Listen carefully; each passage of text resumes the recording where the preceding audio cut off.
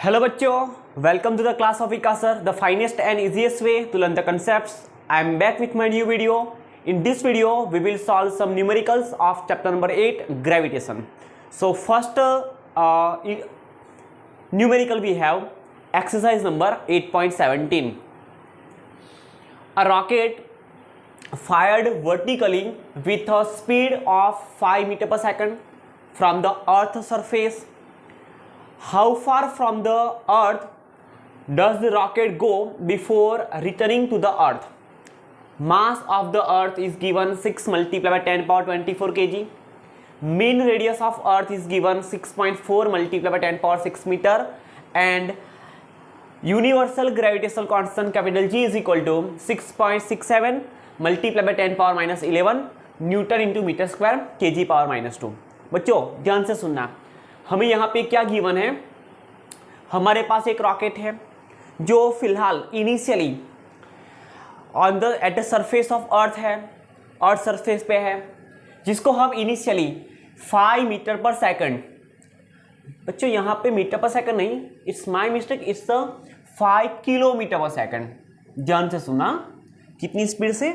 5 kilometre पर second of 5 kilometre पर second की स्पीड से अगर हम उसको थ्रो करते हैं या तो लॉन्च करते हैं, कैसे?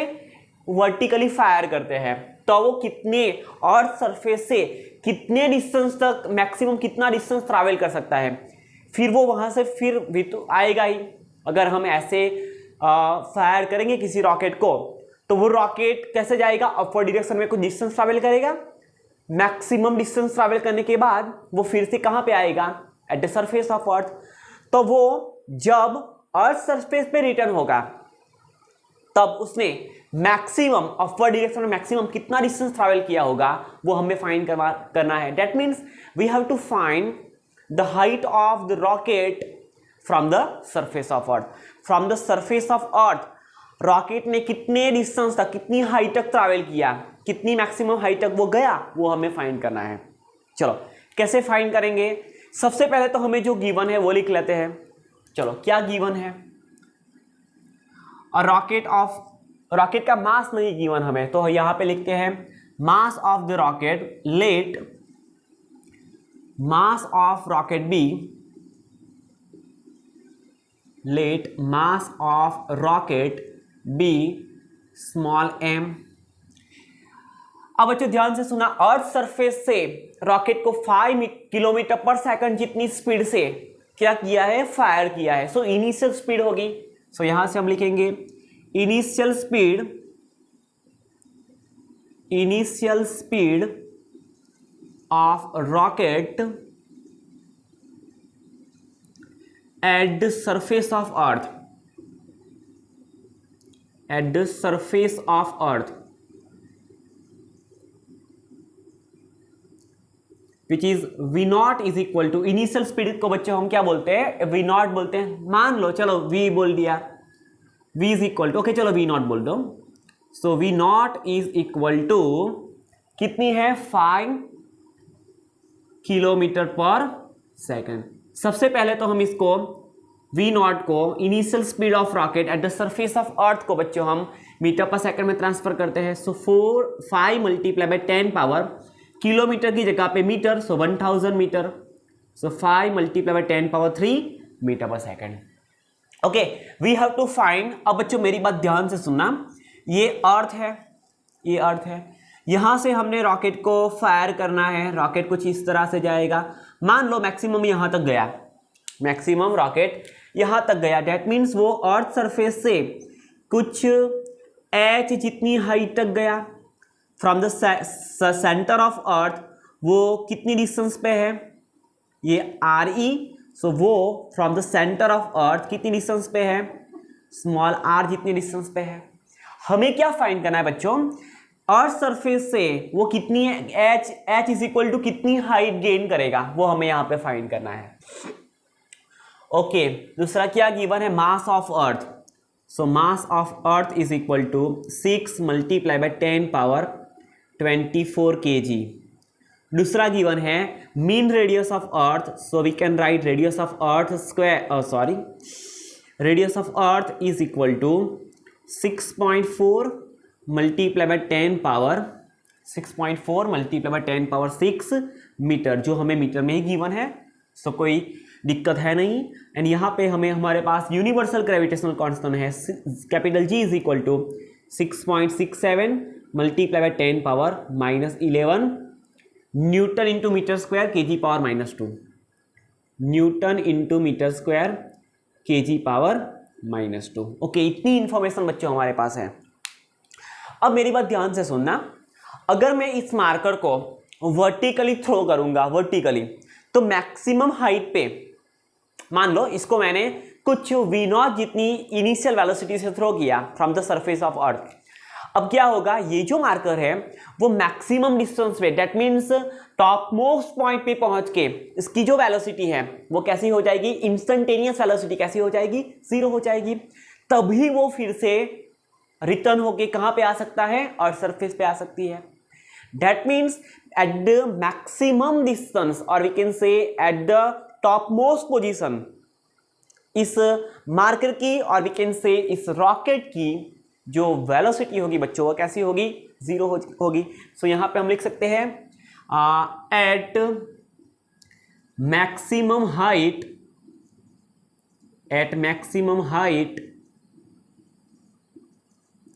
From the earth surface, from the earth surface,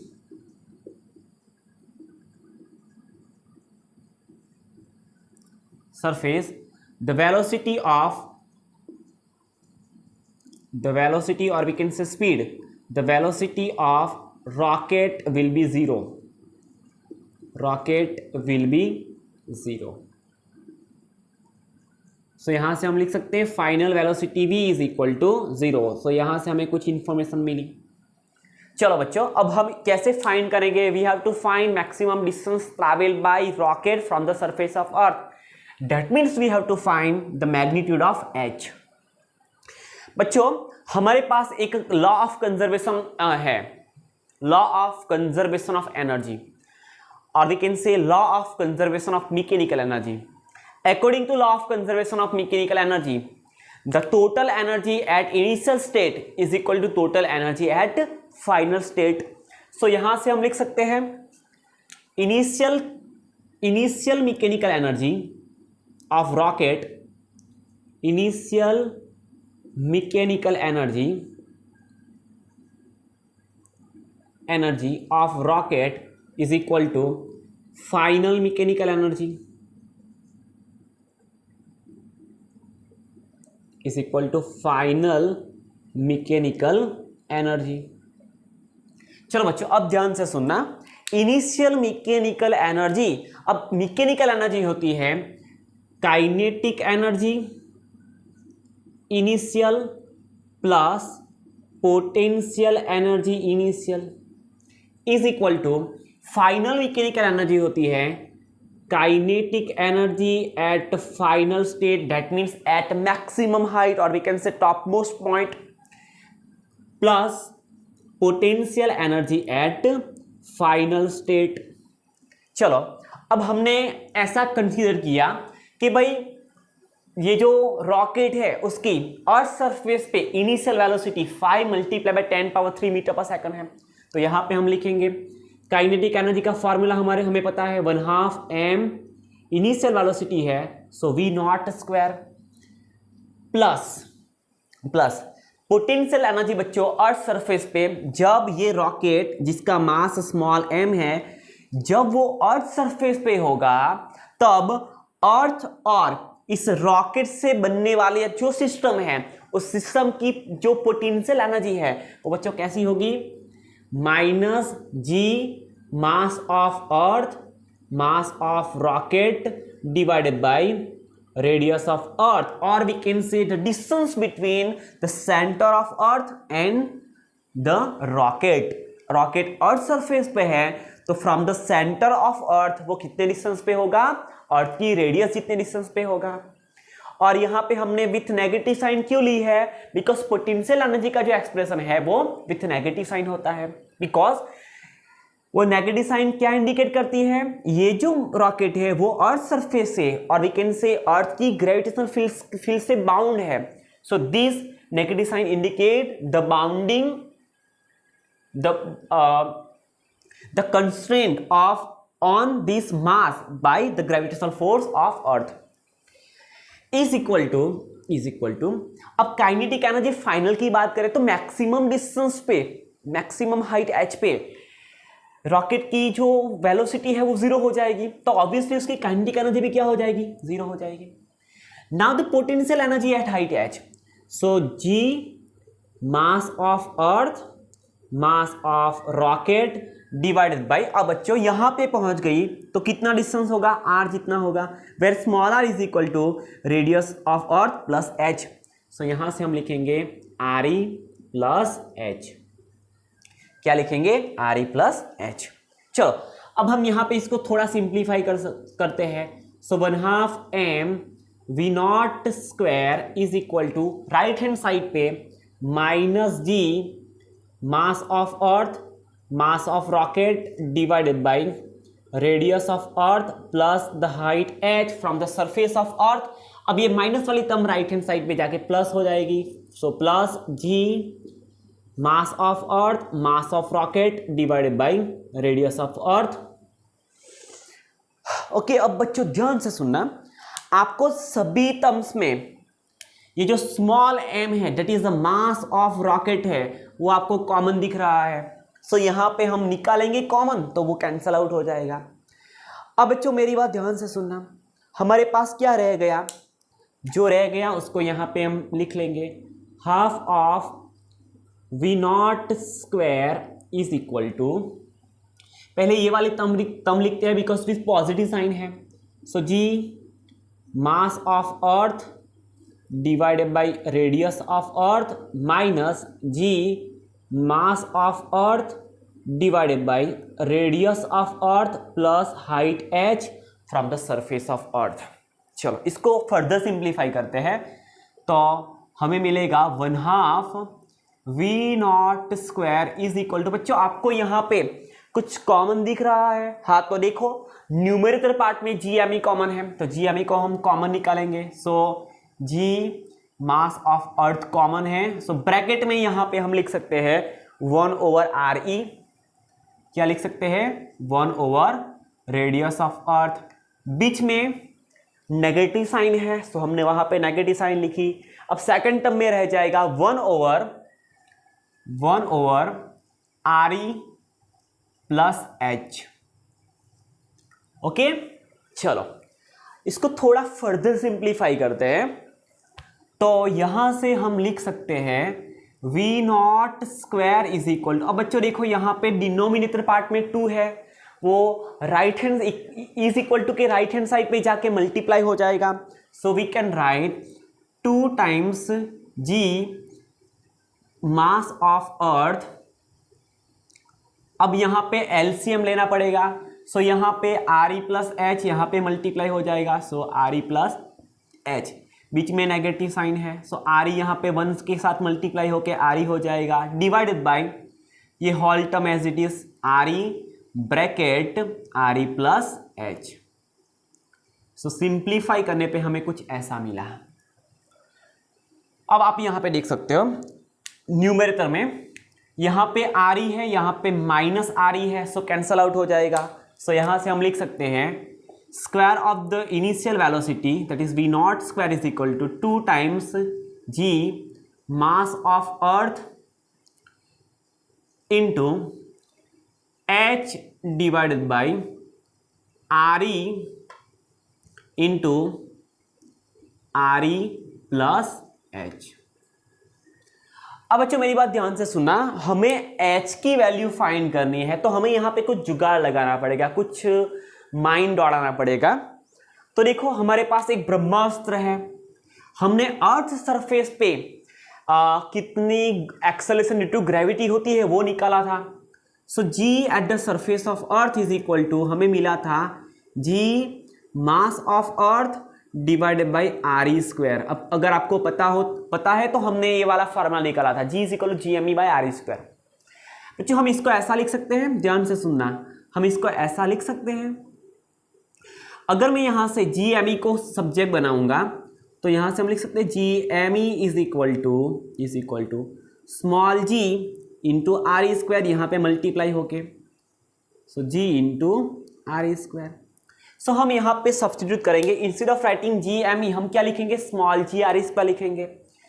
so we not square is equal to as it is g m e की जगह पे small g radius of earth का square into h divided by radius of earth into radius of earth plus height h from the surface of earth. अब बच्चा आप यहाँ पे देख सकते हो, यहाँ पे आर ई है, यहाँ पे आर ई स्क्वायर है। सो इसको थोड़ा सिंप्लीफाई करेंगे तो यहाँ से वन टाइम आर ई निकल जाएगा, यहाँ पे आर ई कैंसल आउट हो जाएगा। सो इसको हम लिख सकते हैं v not square is equal to g r e square की जगह पे अब रह गया r e into h divided by r E plus H.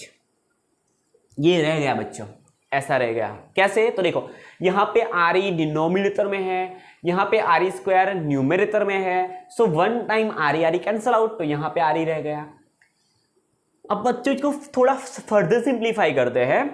सो यहां से हम लिख सकते हैं v not square is equal to g r e into numerator में एच एज इट इज। बच्चों इसको थोड़ा जुगाड़ करते हैं, हम यहां से एच को कॉमन ले लेते हैं। तो यहां से हम क्या लिख सकते हैं, R E divided by H plus 1। ध्यान से सुनना, हाँ ध्यान से सुनना। चलो इसको हम स्मॉल ब्रैकेट में लिख लेते हैं और पूरे को स्क्वायर ब्रैकेट ले लेते हैं। ओके चलो अब ध्यान से सुना मेरी बात। ये जो h है न्यूमरेटर में वो तो एज इट इज ही रहेगा, हम यहाँ से h को कॉमन निकालेंगे। इन शॉर्ट हमें यहाँ पे h से मल्टीप्लाई करेंगे, तो ऑब्वियसली हमें पूरे इक्वेशन को h से डिवाइड भी करना पड़ेगा। हमने यहाँ से h को कॉमन लिया, तो यहाँ से हम लिख सकते हैं are E by H plus H by H. तो एच बाई एच क्या हो जाएगा, 1 हो जाएगा। देखो इसको सॉल्व करने पे ये आता है कि नहीं आता है, अगर नहीं आता है तो हम ऐसा नहीं लिख सकते, और अगर आ गया तो हम ऐसा लिख सकते हैं। तो देखो एच एज इट इज, हमने एच बाहर निकाला, R E divided by H plus 1। तो एच यहाँ पे एलसीएम लेंगे तो एच यहाँ पे मल्टीप्लाई होगा, होल डिवाइडेड बाई एच होगा। So R E plus H whole divided by H. So denominator वाला h एंड यहाँ पे h कैंसल आउट हो जाएगा, फिर से आर ई प्लस एच रह जाएगा। सो हम इसको ऐसा लिख सकते हैं बच्चों। अब देखो ऐसा क्यों लिखा हमने, बिकॉज हमें यहाँ से h को रिमूव करना है, हमें सिर्फ वन टाइम ही h चाहिए। यहाँ पे h है, यहाँ पे h है, हमें ऐसा नहीं चाहिए, हमें h की वैल्यू फाइंड करनी है। तो एक बार h आ जाएगा तो हम इजीली उसकी वैल्यू फाइंड कर सकते हैं। तो हमने h को वन टाइम लाने के लिए क्या किया, ये सभी जुगाड़ किए। चलो अब देखना ध्यान से। So we not square is equal to G, हम बच्चे ऐसा लिख सकते हैं, अगर लिखना चाहे तो ऐसा लिख सकते हैं, 2 times g r E divided by, division में पूरी टर्म है, r E divided by H plus 1। Okay चलो इसको पूरे टर्म को यहां पे ले आते हैं। तो यहां से हम लिख सकते हैं डिनोमिनेटर से डिवीजन में इसको हम यहां पे लाएंगे तो मल्टीप्लिकेशन में चला जाएगा। So R E divided by H plus 1 is equal to right hand side पे न्यूमरेटर में 2g आर ई तो एज इट इज ही है, डिवाइडेड बाई हम इसको यहां पे ले आएंगे राइट हैंड साइड पे। सो वी नॉट स्क्वायर कहां पे चला जाएगा, डिनोमिनेटर में। फिर से एक बार इसको क्रॉस मल्टीप्लिकेशन करते हैं, इसको यहां पे लाते हैं, इसको यहां पे लाते हैं। ओके चलो अब देखना ध्यान से। अब हम यहां पे ऐसा लिख सकते हैं R E divided by H is equal to, इस 1 को प्लस 1 को राइट साइड पे ले जाएंगे, सो -1 हो जाएगा। So 2g r E divided by v not square -1। Okay चलो हमारे पास यहाँ पे स्पेस है, तो ये न्यूमेरिकल तो इतनी स्पेस में खत्म हो जाएगा। ओके सो टेंशन लेने की जरूरत नहीं है। चलो अब ध्यान से सुना मेरी बात। सो आर ई प्लस एच को हम एज इट इज रखते हैं, R E divided by H को, not plus H, R E divided by H as it is equal to 2 as it is. G की वैल्यू होती है बच्चों 9.8 at the surface of earth multiply by radius of earth है जो हमें given है, कहाँ पे चली गई, कहाँ पे, ये रही 6.4 multiply by 10 power 4, 6.4 multiply by 10 power, not 4 is 6, so 10 power 6 metre, ये हो गया divided by v not.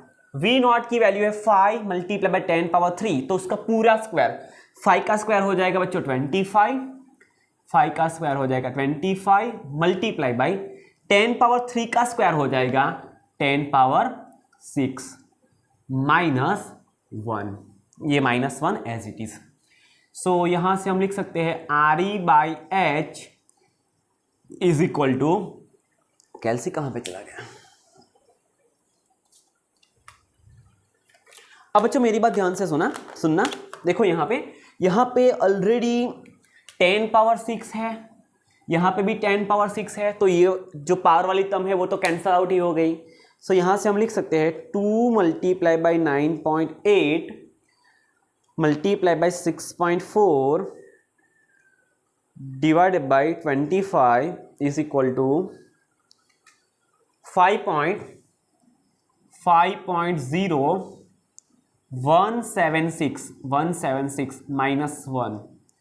So I divided by H is equal to 1 में से ये चला जाएगा, सो हम लिख सकते हैं 4.0176। बच्चों हमें एच की वैल्यू फाइंड करें, एच को यहाँ पे मल्टीप्लाई करेंगे, इसको यहाँ पे ले आएंगे, so h is equal to radius of earth divided by 4.0176। So height h from the surface of earth, the maximum height traveled by the rocket from the surface of earth h is equal to radius of earth, फिर से लिखते हैं, कहाँ पे चला गया, 6.4 multiply by 10 power 6 divided by 4.0176। सो यहाँ से हम लिख सकते हैं height h, the maximum height gained by the rocket from the surface of earth, 6.4 divided by 4.0176, 1.592 multiply by 10 power 6 metre. इसको बच्चों हम लिखना चाहे तो अप्रॉक्सीमेटली 1.6 लिख सकते हैं। सो 1.6 मल्टीप्लाई बाई 10 पावर 6 मीटर, ये मीटर में आ गया। हाँ, अगर हमें किलोमीटर में लिखना है so h is approximately 1.6 multiply by 10 power 3 kilometre. देखो 1 kilometre is equal to 10 power 3 metre, so यहाँ पे फिर से 10 पावर 6 हो जाएगा। सो 10 पावर 3 की जगह पे हमने क्या लिखा, किलोमीटर लिखा। अगर हम बच्चों 1.6 को 1000 से मल्टीप्लाई करेंगे, 1.6 मल्टीप्लाई बाई 1000, 10 पावर 3 मीन्स 1000, तो हमें मिलेगा 1600। सो h इज अप्रॉक्सीमेटली 1600 किलोमीटर। सो बच्चों फ्रॉम द सरफेस ऑफ अर्थ ये जो रॉकेट है वो कितनी मैक्सिमम हाइट तक जा सकता है, कितना फार अवे जा सकता है, 1600 किलोमीटर जितना डिस्टेंस ट्रैवल करेगा अगर हम उसको 5 मीटर पर सेकंड जितनी इनिशियल वेलोसिटी से from the surface of earth fire करते हैं। अर्थ सरफेस से कितनी दूरी पे होगा, तो यहां पे लिखते हैं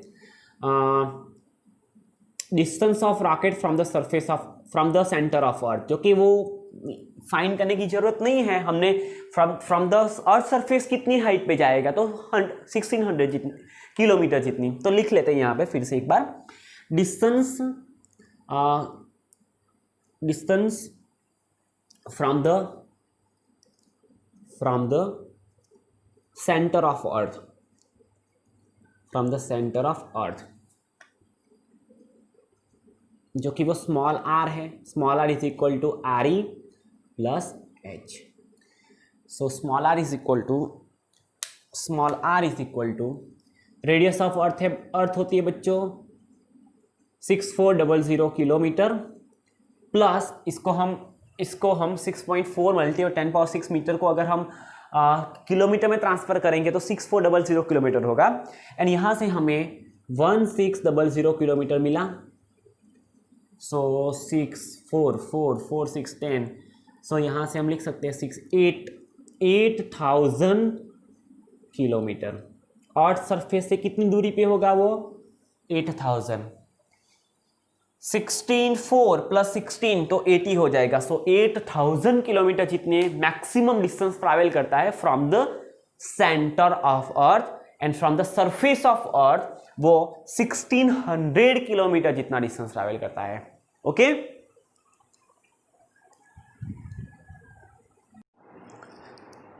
ओके बच्चों, now we will solve exercise number 8.18.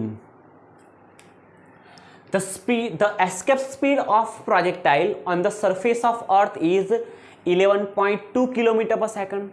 A body is projected out with the thrice this speed. That means किसी बॉडी को एस्केप स्पीड से 3 गुनी speed, that means 3 times more speed से क्या किया गया है? प्रोजेक्टेड किया गया है। What is the speed of the body far away from the earth surface? जब वो अर्थ सरफेस से फार अवे चला जाएगा तब उसकी वेलोसिटी क्या होगी वो हमें फाइंड करना, स्पीड क्या होगी वो हमें फाइंड करना है। Ignore the presence of sun and other planets.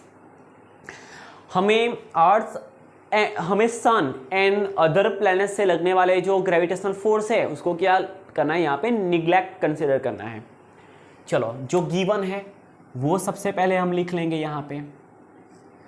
चलो सबसे पहले तो हमारे पास इसका वेलोसिटी है, एस्केप वेलोसिटी और एस्केप स्पीड, जो भी बोलना चाहो बोल सकते हो। स्पीड गिवन है तो हम स्पीड लिखते हैं। एस्केप स्पीड और escape velocity which is denoted by v is equal to 11.2 kilometre पर सेकंड। 11.2 किलोमीटर पर सेकेंड। अब किसी बॉडी को एस्केप वेलोसिटी से 3 टाइम्स मोर स्पीड से क्या किया गया है? प्रोजेक्टेड किया गया है। सो यहां से हम लिख सकते हैं initial speed of projected body, जिस बॉडी को हमने फेंका है, थ्रो किया है, उस प्रोजेक्टेड बॉडी की इनिशियल स्पीड कौन क्या है? तो initial speed of projected body, initial speed को हम v0 कंसिडर करते हैं विच is 3 times more than escape velocity. अब बच्चों हम ऐसा कंसिडर कर लेते हैं at the far away from the surface of earth the velocity of body is v। Eight far away from the earth's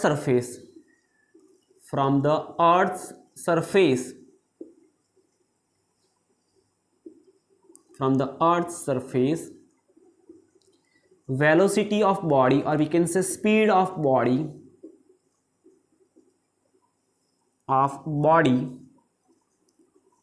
b small v, escape velocity ve, initial velocity v0 which is 3 times more than escape velocity, and at the far away from the surface of earth the velocity of body be small v। Okay हमने बच्चों ऐसा consider कर लिया। अब बच्चों मेरी बात ध्यान से सुनना, अगर हम 11.2 किलोमीटर पर सेकंड की स्पीड से किसी बॉडी को थ्रो करते हैं फ्रॉम द अर्थ सरफेस से, अगर हम किसी बॉडी को 11.2 किलोमीटर पर सेकंड की इनिशियल स्पीड से थ्रो करते हैं तब वो परमानेंटली अर्थ की जो ग्रेविटेशनल फील्ड है इसको एस्केप करके कहां पे चले जाएगी? फार अवे चली जाएगी। ओके बट हमने यहां पे क्या किया है? हमने तो एस्केप वेलोसिटी से भी 3 times मोर स्पीड से थ्रो किया है, तो ऑब्वियसली वो अर्थ की जो ग्रेविटेशनल फील्ड है उसको चीरता हुआ कहां पे चला जाएगा? बाहर निकल जाएगा। अब बच्चों ध्यान से सुनना, हमें फाइंड करनी है फार अवे। वो जब फार अवे चला जाएगा, अर्थ सरफेस, अर्थ की जो ग्रेविटेशनल फील्ड है उसके बाहर चला जाएगा, तब उसकी ग्रेविटेशनल फील्ड तब उसकी वेलोसिटी क्या होगी और उस बॉडी की स्पीड क्या होगी, वो फाइंड करना है। तो फिर से यहां पे हम law of conservation of energy use करते हैं। According to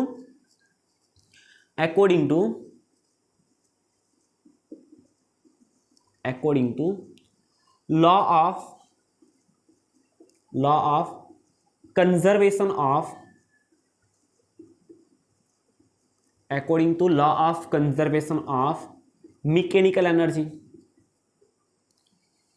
law of conservation of mechanical energy हमें कहता है mechanical energy at initial state is equal to mechanical energy at final state.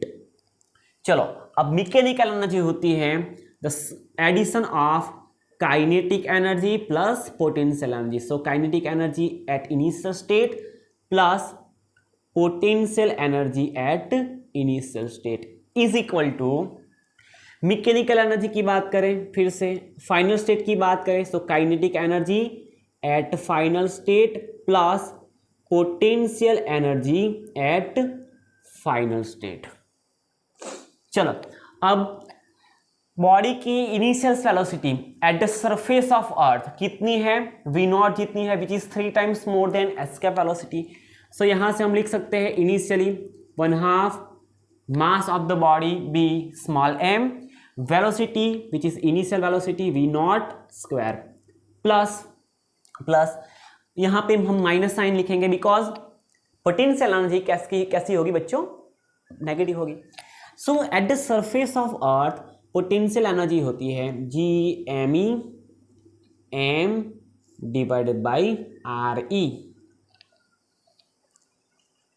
Okay, चलो, at the surface of earth है, so earth centre of अर्थ से कितने distance पे होगा, radius of अर्थ जितने डिस्टेंस पे होगा, is equal to kinetic energy at far away, so 1/2 m, उसकी वेलोसिटी हमने क्या कंसीडर की, v जितनी कंसीडर की, सो v स्क्वायर प्लस 0। हम यहाँ पे 0 इसलिए लिख रहे हैं बच्चों बिकॉज जब वो अर्थ की ग्रेविटेशनल फील्ड से बाहर चला जाएगा तो अर्थ की वजह से उसकी पास कितनी पोटेंशियल एनर्जी होगी, 0 होगी। वैसे दूसरे प्लैनेट्स के लिए की वजह से होगी, बट हमने यहाँ पे सन की और दूसरे प्लैनेट्स की वजह से जो पोटेंशियल एनर्जी गेन होगी वो यहाँ पे हमें निग्लेक्ट करना है, जो हमें गिवन है। तो यहाँ पे in the influence of for the किसकी वजह से, अर्थ की वजह से जो ग्रेविटेशनल फील्ड होगी वो 0 होगी, क्योंकि बिकॉज अर्थ की ग्रेविटेशनल फील्ड से बाहर चला जाएगा, तो अर्थ की वजह से उसके पास जो पोटेंशियल एनर्जी होगी वो कैसी होगी, 0 होगी। चलो, तो यहां से आपको कुछ दिख रहा है? बच्चों, अब हमें क्या करना है, हमें इस इक्वेशन को जो ध्यान से देखना, हमें ये कंडीशन गिवन है, initial velocity of the projected body is 3 times more than escape velocity. So बच्चों, हमें किसी भी तरह से इस फॉर्म को, इस एक्सप्रेशन को in the form of escape velocity transfer करना है। तो कैसे करेंगे? तो एक काम करते हैं, हमने जब एस्केप वेलोसिटी का एक्सप्रेशन निकाला था तो वो हमें कुछ इस तरह से मिला था, escape velocity VE is equal to square root of 2GME divided by RE। हमें एस्केप वेलोसिटी का एक्सप्रेशन कुछ इस तरह से मिला था, escape velocity is equal to square root of 2GME divided by RE। यहाँ पे स्क्वायर रूट है, चलो हम दोनों साइड पे स्क्वायर करते हैं। सो यहाँ से हम लिख सकते हैं escape velocity square is equal to, यहाँ से square and square root cancel out, so we can write 2G mass of earth divided by radius of earth. Okay, चलो अब मेरी बात ध्यान से सुनना, हमारे पास यहाँ पे क्या है, GME बाय RE है, तो इस एक्सप्रेशन को GME बाय RE के फॉर्म में ट्रांसफर करते हैं। सो यहां से हम लिख सकते हैं 2 यहाँ पे आ जाएगा, so we can write 1/2 of VE square is equal to, right hand side पे हम लिख सकते हैं G mass of earth divided by radius of earth, divided by radius of earth. तो यहाँ पे हम इस एक्सप्रेशन को फिर से रीराइट करते हैं, तो ऐसा लिख सकते हैं half of m V0 square minus GME divided by RE into small m is equal to 1/2 m V square. Okay, चलो अब हम यहां पे 1/2 GME बाई RE,